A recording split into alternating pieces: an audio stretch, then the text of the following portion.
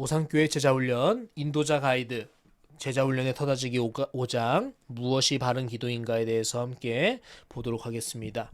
진행은 기도와 찬양 이 세 가지 찬양 중에 한 장을 부르면서 시작합니다. 기도한 후에 그 다음에 이 네 가지 중에 한 가지를 놓고 합심 기도하고 그 다음에 과제 점검을 합니다. 과제 점검에 시간 많이 쏟으시면 안 돼요. 말씀과 기도 생활 잘했는지 볼 때 어떤 분은 월화수목금토일 다 하실 수도 있어요. 그럼 그거 다 발표하면 안 돼요. 그러니까 맨 처음에 인도자님께서 먼저 제시를 해주셔야 돼요. 여러분, 예를 들어서 여러분 지난 한 주 동안 말씀과 기도 생활 하신 것 중에 하루어치만 간략하게 나누어 주시면 감사하겠습니다.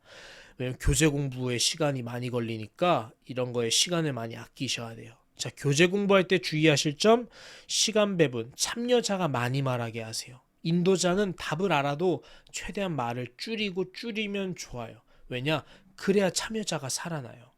그리고 두 번째, 존중하는 마음. 상대가 틀린 말 또는 좀 맞지 않는 말 또는 좀 무언가 아직 미숙한 말 해도요. 항상 우리의 자세는 이것 또한 과정이고 나도 저랬던 때가 있고 그 사람이 다른 사람의 의견을 들어보면서 우리 모두가 서로에게 도움이 되는 방향이 되기도 하고 함께 성장해 나간다.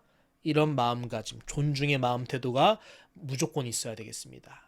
이 과의 목적은 네 가지. 기도가 하나님의 자녀에게 주어진 특권 이게 제일 중요해요. 이게 우리의 목적이에요. 두 번째, 쉬운 함정들이 무엇인지 깨닫고 또 기도의 우선순위, 또 기도 제목, 우리가 지금까지 기도해왔던 부분들 중에 내가 이렇게 기도하는 건 좀 좋진 않았구나, 이렇게 기도해야 되겠구나, 이런 것들 수정하는 작업도 있는 게 목적입니다.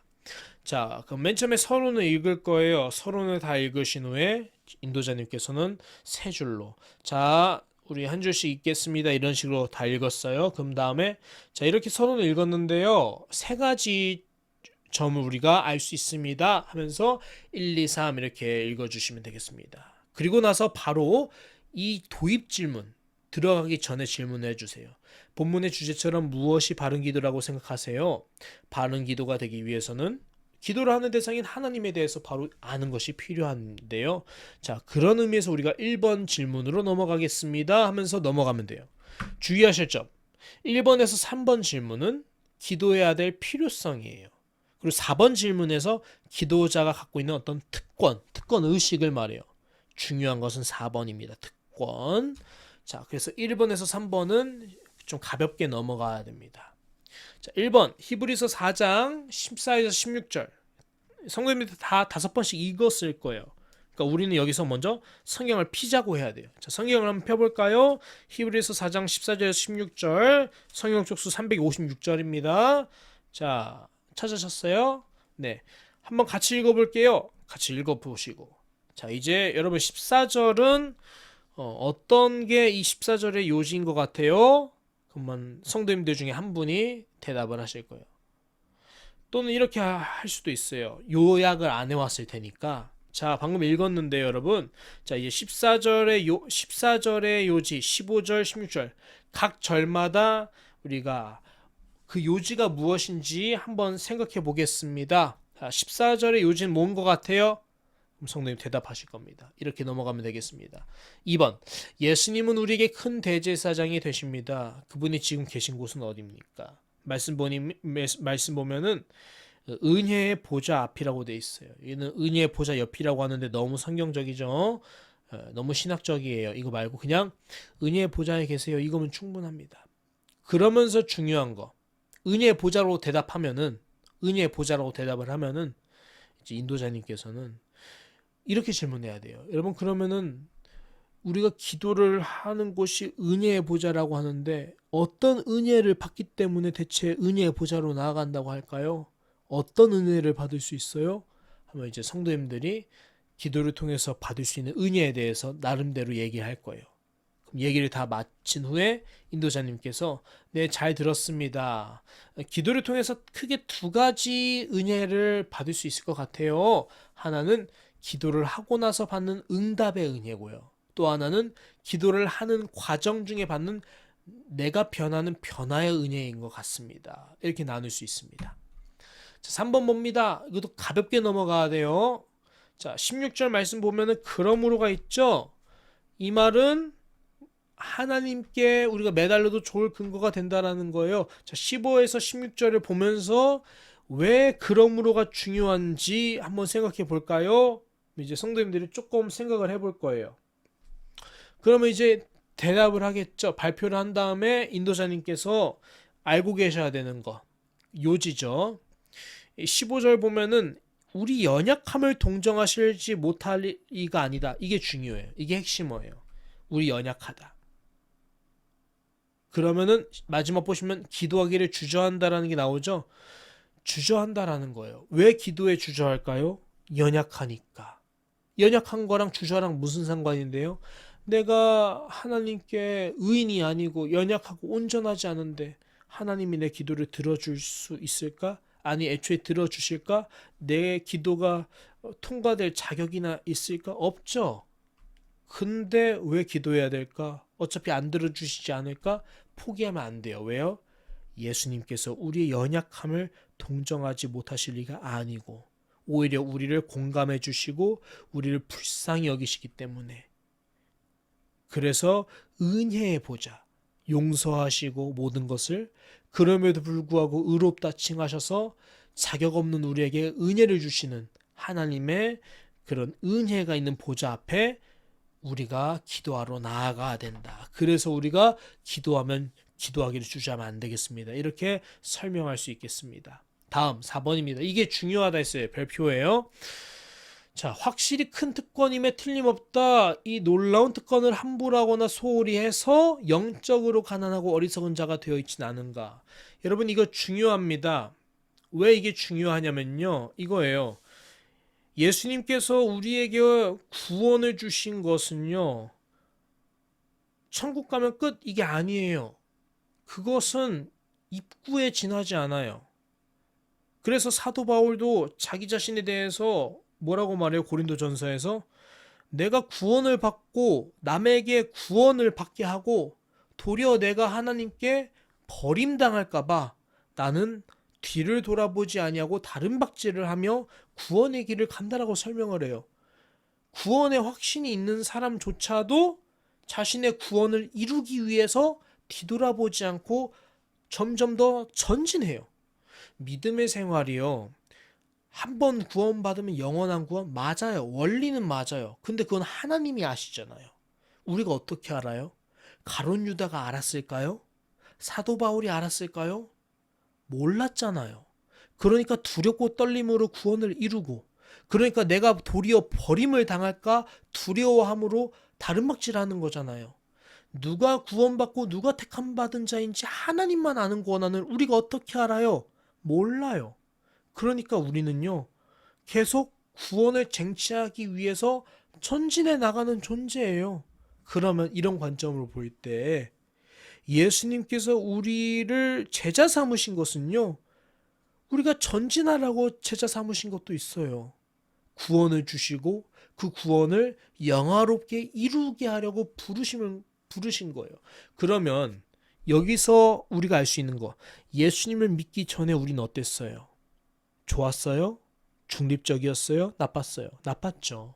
중립적이지 않았죠. 중립적이면 애초에 구원이 필요 없죠. 나빴어요. 영적으로 가난했고요. 어리석었어요.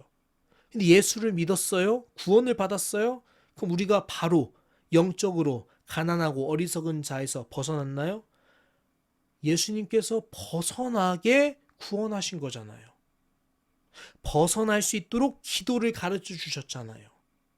그러면은 내가 예수 믿고 구원받았는데 여전히 예전이랑 똑같은 죄를 짓는 삶을 살아요. 그 삶이 영적으로 풍요롭습니까? 중립적입니까? 가난합니까? 가난하죠. 예수를 믿고 내가 기도하여서 하나님께로부터 모든 선한 좋은 것들을 받을 수 있어요. 근데 기도를 안 해요? 그럼 여전히 나는 어떤 상태예요? 예수 믿기 전과 똑같은 삶을 살 거 아닌가요? 똑같이 세상의 죄악에 넘어지지 않겠어요? 그게 어떻게 영적으로 중립적이에요? 가난하고 어리석죠.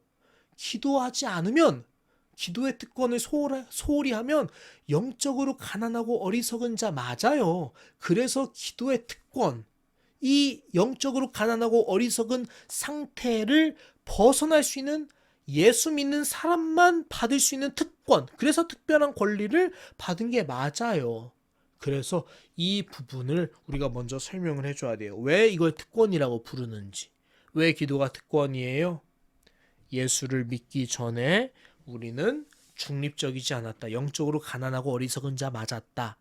예수님 믿고 나서도 기도 안 하고 살면 똑같이 죄에 싸워서 질 것이다. 영적으로 가난하고 어리석은 그런 상황에서 벗어날 수 없을 것이다. 그래서 기도해야 된다. 이렇게 해야 됩니다. 중립은 없어요. 자, 5번째. 기도해야 될 때 피해야 될 함정들. 이게 좀 긴데요.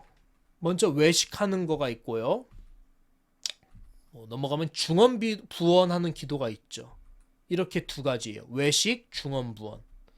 그러면 외식부터 한번 좀 살펴보겠습니다. 외식. 바리새인들의 기도를 보면서 말씀 찾아보고요. 외식이란 게 분명 나와요. 외식이라는 말의 뜻이 무엇일까요? 하면 아는 성도님들은 발표할 거예요.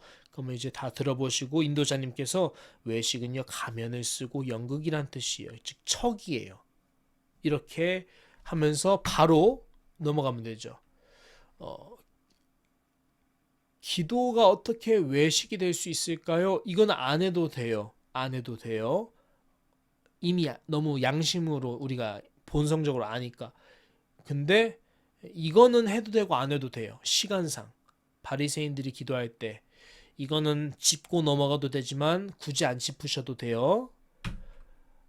바로 6번으로 가셔도 됩니다. 즉 요지. 요거는 하셔야 돼요. 요거는 안 해도 돼요. 그 다음에 요거 넘어가시면 돼요. 주님이 기뻐하시는 기도란 어떤 것입니까? 보시면 은밀한 기도, 중언부언 안 하는 기도. 은밀한 기도는 골방에서 하는 기도. 7번이죠. 중언부언하지 않는 기도는 8번이겠습니다. 그럼 이렇게 2개를 한 다음에 바로 7번 넘어가시면 돼요. 6번 하면 바로 7번.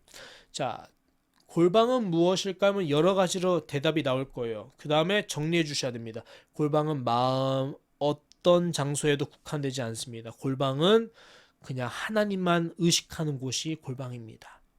그래서 어느 곳에서든지 골방 기도할 수 있습니다. 그 어디나 하나님 나라인 것처럼. 자, 8번은요. 중언부언의 기도죠. 그러면은 반복 기도, 중언부언 하면 뭐가 떠오릅니까? 무엇이 중언부언 기도 같습니까? 물어볼 거예요. 이제 성도님들이 각자 발표를 하겠죠? 그럼 이제 중언부언은 2가지가 있습니다. 반복하는 기도가 있고 긴 기도가 있어요. 자, 반복 기도가 무조건 중언부언은 아닙니다 하면서 이걸 짚어주세요. 예수님의 기도. 그러나 반복 기도가 중언부언 기도가 되는 것은 주문 외우는 것처럼 108배, 1080배 이렇게 기도해야만 들어준다. 그러니까 나는 108번 기도하고 1080번 기도한다. 이러면 안 되는 거예요. 우리 기독교의 기도는 그게 아니에요. 한 번 해도 되면 한 번이면 돼요. 근데 간절해서 반복할 수밖에 없어요. 그럼 해도 돼요.